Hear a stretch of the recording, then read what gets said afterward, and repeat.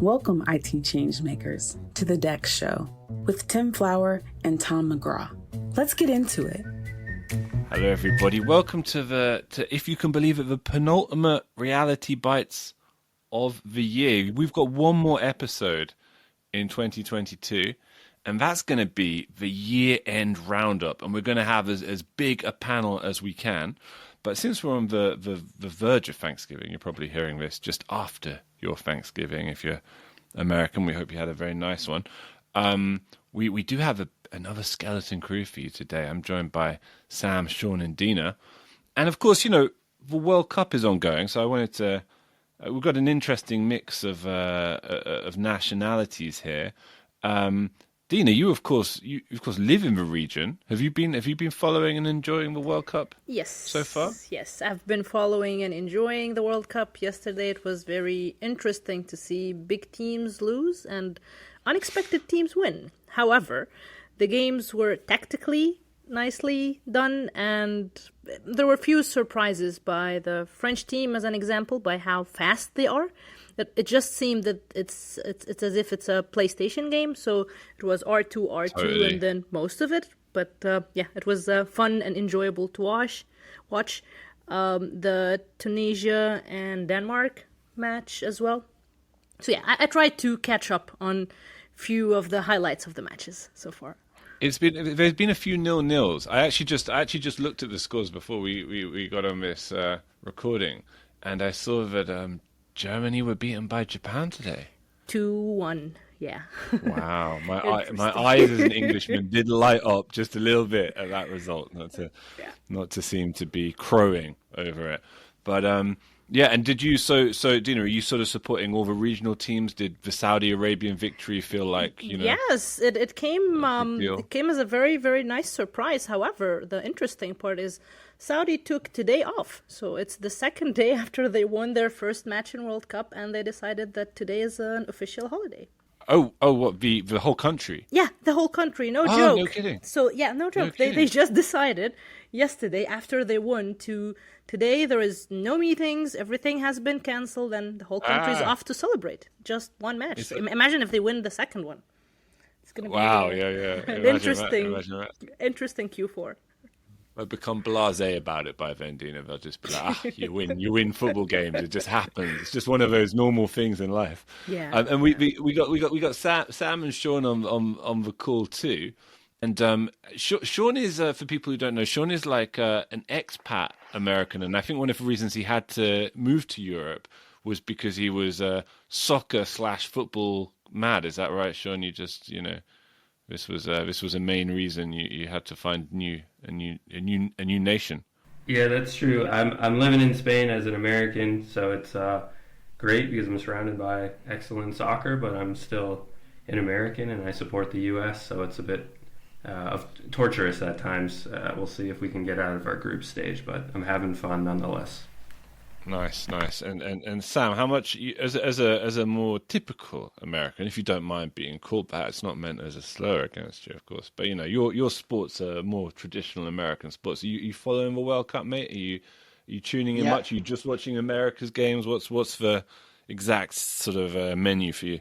No, I've been tuning in. I happen to grow up with a shocking amount of soccer players in my friend group, so they're all forcing me to follow along. But I'll be watching closely when our teams face off later in the week. I suppose the listeners will already know the results, so one of us will look foolish listening back to this, but we'll see.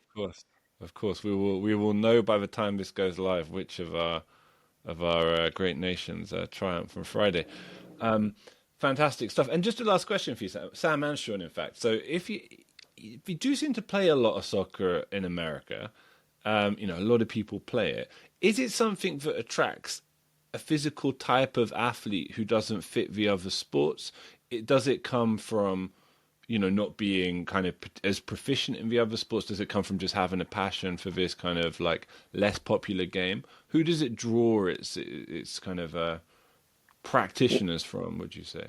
Well, I would say the thing is when we're very young, soccer is kind of the predominant sport Right, because right. you're too young to be playing American football. So a lot Too of it young to is get a brain injury. You got to be, right, exactly. you Yeah, got to they be an save the head adolescent trauma before you. for Yeah, yeah. eighth grade and up. So I would say, the kids that that take to it when they're young tend to stick with it, and the ones Got it. that aren't as big fans. But there's much more college sport prospect for soccer players around the northeast of America. Us football players, we thought we were good when we were in high school, but don't really hold a candle to the down south states when it comes to the American football. So Really, really. Okay, cool.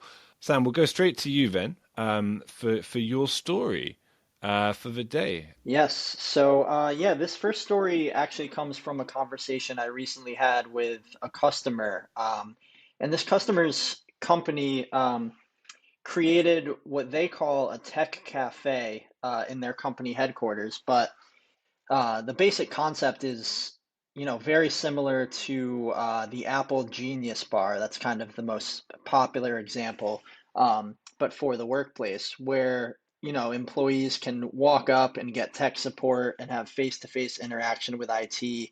It's a very kind of centralized, cool little area in their headquarters, where IT people can help employees directly with small things, big things, any issues that come up throughout the day.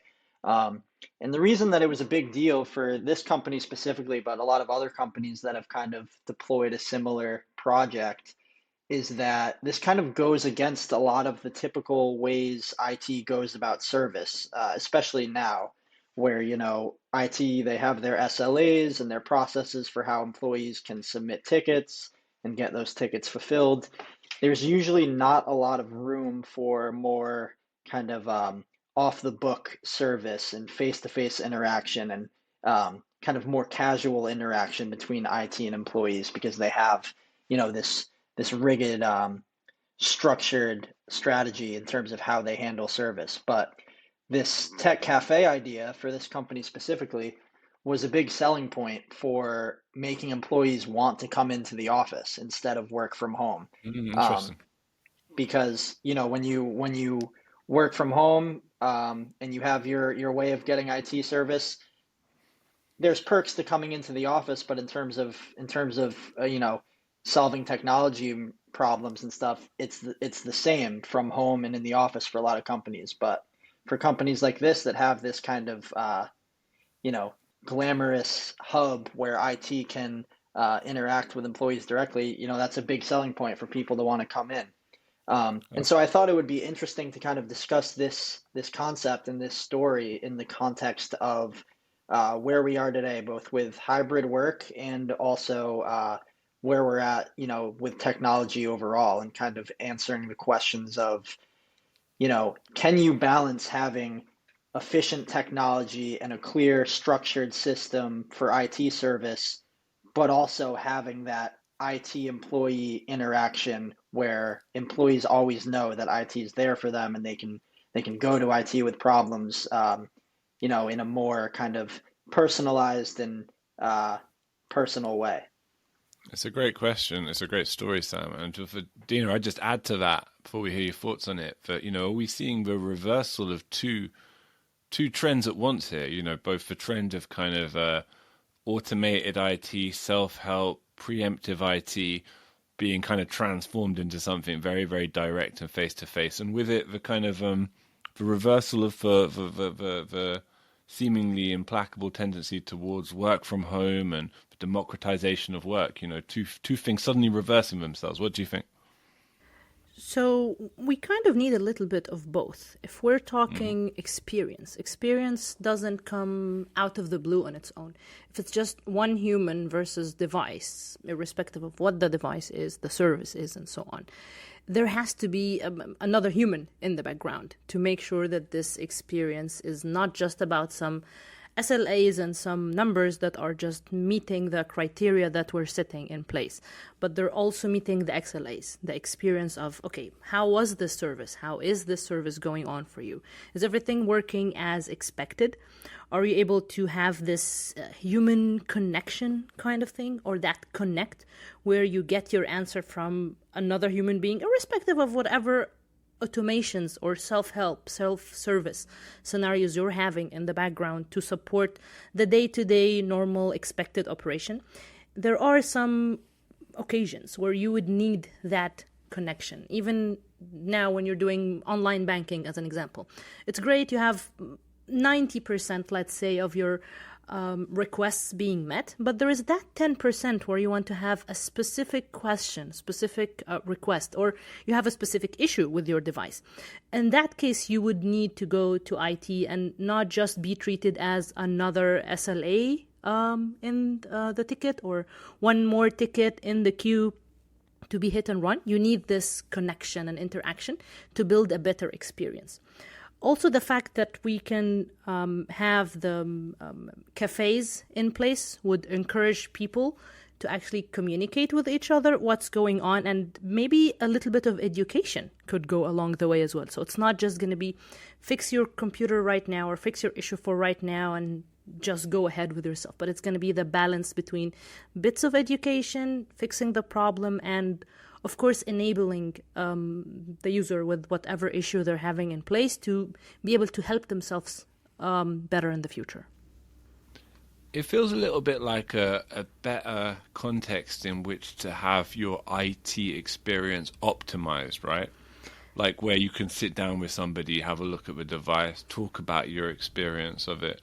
You know, not just to have things sort of fixed or corrected, but to actually look at where it could be improved. Because I think where it's just sort of indirect and you're writing emails or you're dropping messages or whatever it is, it's just a less appealing user experience, and that's going to mean it's something you only use when you have to. But I guess with that, it brings a question of not wanting to overburden IT, Dina. I mean, at the moment, you know, we know that the ratio of support is not where most companies or most IT teams would want it to be. What kind of challenge do you think this presents to that dynamic?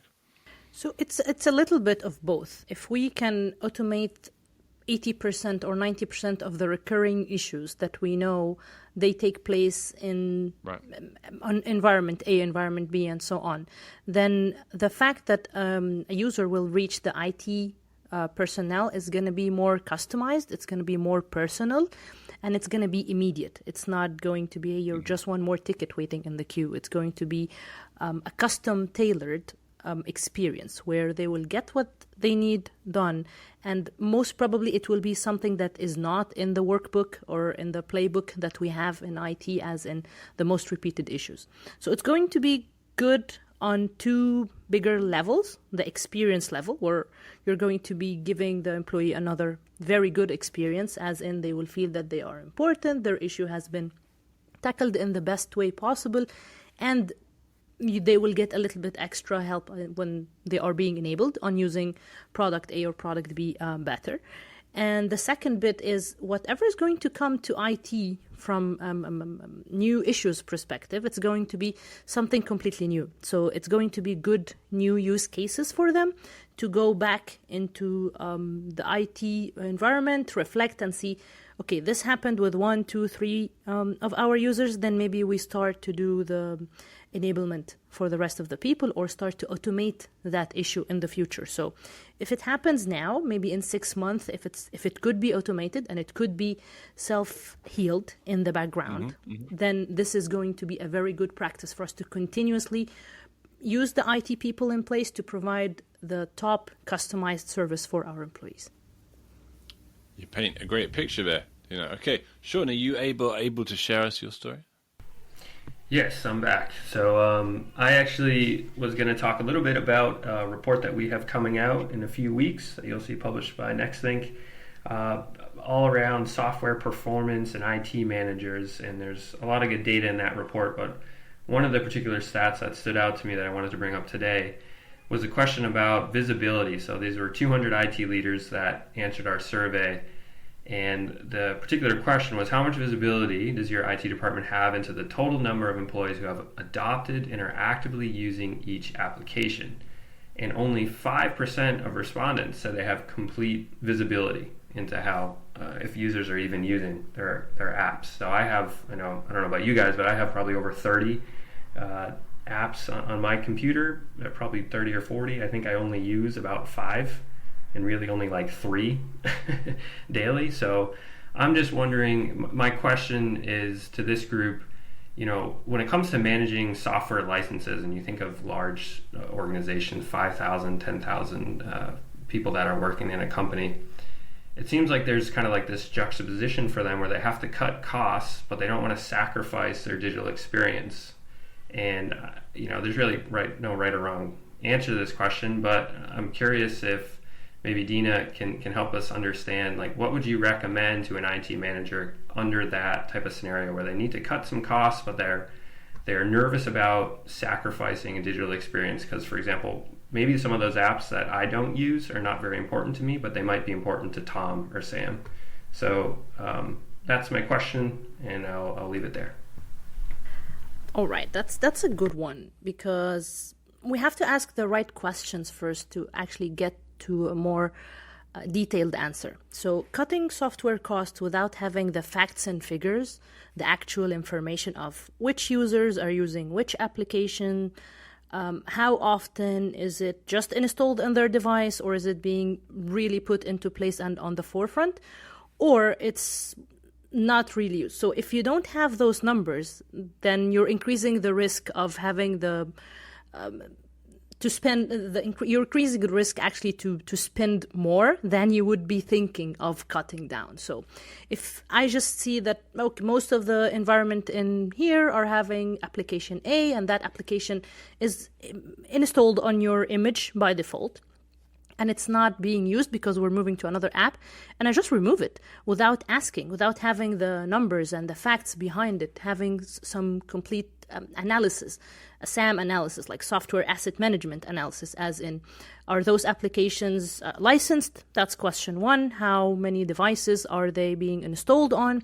Who are the users who are actually getting that license, and are they really using it? Or is it just, like you mentioned, one of the 40, 30 applications in your computer that you're not really using on day-to-day basis? So we have to get the actual numbers, like the factual information that says those numbers are those applications are installed on those devices being used by that kind of user for this how many times. The more information you get, the more accurate of a report you will have, the less risk you're going to have when you're cutting down your cost or expanding your costs in purchasing new applications. Because there is lots of ways that we can try and just like approve any kind of request for a new application to be introduced in the environment. And at the end of the day, from a compliance perspective, we will end up having 5-6 applications that are doing the same job, which is very hard for IT to maintain in an environment that is dynamic with X amount of users. That's going to be very hard to maintain and make sure that the application is doing what it needs to do and it's providing the best service. However, if we have a good information on how the applications in our environment are being used and utilized fully, not underused and just being installed as part of the image in the environment, then we will be able to make very solid decisions on cutting down the cost, on licenses reallocation, or in even licenses reclamation. I can have the license of Visio as an example, but I have not used Visio for the last 6 months. So maybe just instead of IT purchasing a new license for a new employee, they can reclaim that license from my device that is underutilized, and then they can reuse it to another device, and so on. So unless you have, just to sum it up, unless you have the factual information, you would be increasing the risk of actually spending more money. And what about communication of those savings internally, Dina? Like, it always strikes me as a difficult thing for IT teams to convey or to articulate in terms of the money they've saved through that kind of acclimation process and what that potentially means. Like, do you have any recommendations for how you can how teams can and should broadcast these savings and how they should frame them within the business? Yes. So first we build the access report, who should have access to what.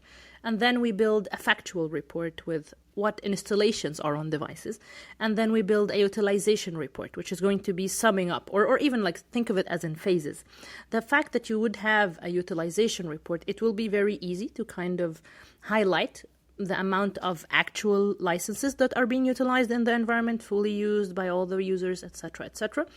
And the licenses that are being reclaimed and not being utilized, it should go back to the business and be taken into account as in, okay, this is the amount of X thousand of dollars or licenses that you're saving per year. So that number could either go back into the IT budget for the next year, which is going to be considered as a big win for the organization. And in that case, IT is not going to be looked upon as if it's a liability. It's a contributor in the organization growth. Maybe not super with like super amount of money, but it will be a good amount of money to be reconsidered or refurbished in the next year. To communicate that, I think it needs to go back through the organizational chain just for the purpose of the new budgets and in the yearly refreshes, and whether it's going to be retaken and considered into another transformation project like hardware refresh or another IT process that needs to be in place, or it just goes back to the business, depending on how big the organization, how much the savings, etc. Fascinating. Thanks so much, Dina. And since it's Thanksgiving, I want to say thank you so much to our audience, particularly our American audience, for sticking with us through the launch of this show. We're just a few months in, and we know we've had thousands and thousands of streams. We're so grateful. So special thanks to you, and we hope all of our American listeners enjoyed their Thanksgiving. We've got one more Reality Bytes. That's going to be the end of 2022 wrap-up. We'll have as many people back for that, hopefully, as possible. The DEX show is also going to have the last show of the DEX show year is going to be with James McMahon from Atos, and he's going to be doing a top 5 trends of 2022 countdown. So lots to enjoy.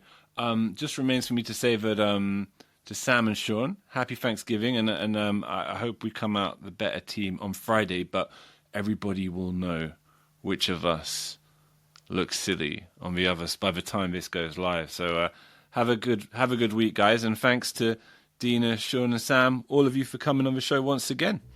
Goodbye. Bye. To make sure that you never miss an episode, subscribe to the show in Apple Podcasts, Spotify, or your favorite podcast player. And if you're listening on Apple Podcasts, make sure to leave a rating of the show. Just tap the number of stars you think the podcast deserves. If you'd like to learn more about how NextThink can help you improve your digital employee experience, head over to nextthink.com. Thank you so much for listening. Until next time.